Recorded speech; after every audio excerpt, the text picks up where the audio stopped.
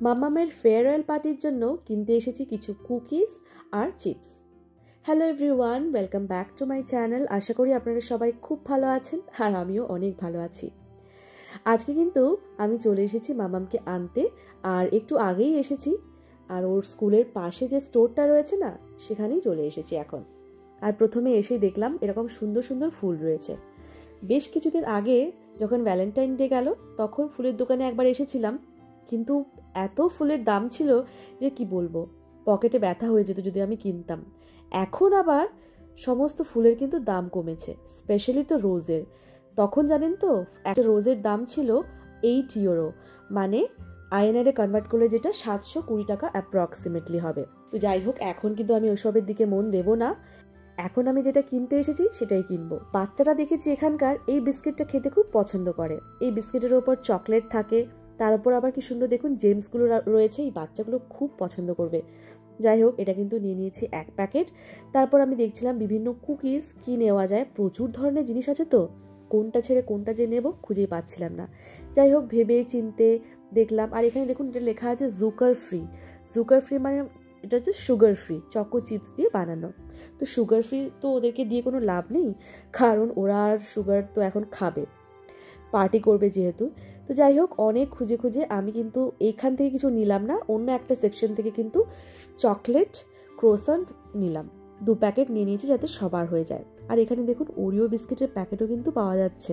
আমি ভাবতাম হয়তো ওরিও আমাদের ইন্ডিয়াতেই শুধু পাওয়া যায়। বাড়ির জন্য কিন্তু কিছুটা বাদামও নিয়ে নিলাম, কারণ এই বাদামটা খেতে না আমার ভীষণ ভালো লাগে। তবে একটু সল্টেড বাদাম, তো এটাও নিয়ে নিয়েছি। এখানে রয়েছে বিভিন্ন ফ্লেভারের আবার পপকর্ন, আর পপকর্ন খেতেও ভালো লাগে, তাই জন্য একটু পপকর্নও কিন্তু উঠিয়ে নিলাম। এখন কিন্তু আমি বিল করে নিয়েছি সব জিনিসপত্রগুলোর। এই জিনিসগুলো বাড়ি নিয়ে যাওয়ার কোনো মানে হয় না, যেহেতু কালকে আমাকে সেই নিয়েই আসতে হবে, তাই আজকেই এগুলো ওদেরকে দিয়ে দিলে বেটার হবে হয়তো।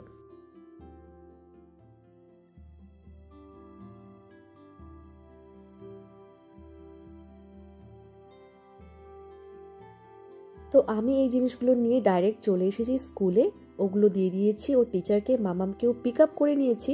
আর এখন চলুন পার্কে যাই, কারণ মামামের এটা রিচুয়াল হয়ে গেছে। প্রত্যেক দিন, সে রোদ হোক, বৃষ্টি হোক, স্নোফল হোক, যাই হোক, স্কুল থেকে ফেরার সময় ওকে পার্কে যেতেই হবে। আর এখানে কাঁদছে কেন জানেন তো? কারণ ওকে অনেকক্ষণ ঝোলানোর পরে, মানে দোলনাতে, ওকে আমি বললাম যে চলো এবার বাড়ি যাই, তো সে যাবে না, সেই জন্যই এখানে এত কান্না। যাই হোক, এগুলো এখন আমার সয়ে গেছে, নর্মাল হয়ে গেছে। তো ওকে এখন আমি টেনে টেনে বাড়ি নিয়ে এসেছি, আর এখন এসে কিন্তু হাত মুখ ধুয়ে এখন খাচ্ছি। আর দেখুন, দাঁড়িয়ে দাঁড়িয়ে আজকে আমাকে খেতে হচ্ছে, তার কারণ মাম্মাম কিন্তু এখান থেকে যাবে না অন্য জায়গাতে। আর আজকে দেখলাম না ওর খুব একটা খাওয়ার ইচ্ছে নেই ভাত, তাই একটু যে বাদাম কিনেছিলাম সেই বাদাম খেতে তো ভালোবাসে, তো বাদাম আর একটু কাঁচা ছোলা দিয়ে দিয়েছি, সাথে একটু কমলা লেবু কেটে দিয়েছি, আর একটু কলাও দিয়েছি। তো এখন খাওয়া দাওয়া মোটামুটি হয়ে গেছে। চলুন এখন জিনিসপত্রগুলো ডিশওয়াশারে দেবো। তার আগে যে ডিশওয়াশারের জিনিসপত্রগুলো আগে থেকে ছিল সেগুলোকে নামিয়ে নিই। আপনাদেরকে আগের ব্লগেই দেখিয়েছি যে আমাকে সিটি অফিস থেকে ফোন করেছিল, আর আমি খুব খুশি হয়ে গেছিলাম। কেন জানেন তো? জার্মানিতে কিন্তু প্রথম এলেই সবার আগে যেটা করতে হয় সেটা হচ্ছে সিটি রেজিস্ট্রেশন করাতে হয়। মানে সমস্ত ইনফরমেশন দিতে হয়, যে আপনার পাসপোর্ট শো করাতে হয়, ভিসা শো করাতে হয়, তারপর আমার কতজন ছেলে মেয়ে, আমি কি কাজ করি, কোথায় করি, সমস্ত ডিটেলস কিন্তু আমাদেরকে দিতে হয়। যেহেতু সমস্ত ডিটেলস ওনাদের কাছে থাকে, তাই ওনারা যে কোনো প্রোগ্রাম হলে আমাকে ইনফর্ম করেন। বেশ কিছুদিন আগে একটা প্রোগ্রাম হয়েছিল, মানে প্ল্যান্টেশন ড্রাইভ, মানে যেটা গাছ লাগানোর জন্য। তো সেখানে কিন্তু আমাকে ইনফর্ম করা হয়েছিল যদি আমি ইন্টারেস্টেড হই তাহলে কিন্তু আমি পার্টিসিপেট করতে পারি ওই গাছ লাগানোর প্রোগ্রামে। তেমনিভাবে আজকেও কিন্তু একটা প্রোগ্রাম রয়েছে, যেটা হচ্ছে 16 বছর বয়সের ওপরে যে সমস্ত মহিলারা আছেন, তারা যদি ল্যাঙ্গুয়েজ ক্লাস করতে চায়, মানে জার্মান ল্যাঙ্গুয়েজ ক্লাস শিখতে চায়, স্পেশালি যারা মাইগ্রেন্ট, তো তাদের জন্য ফ্রি অফ কস্টে একটা কোর্স শুরু হচ্ছে, যেটা এপ্রিল থেকে শুরু হবে।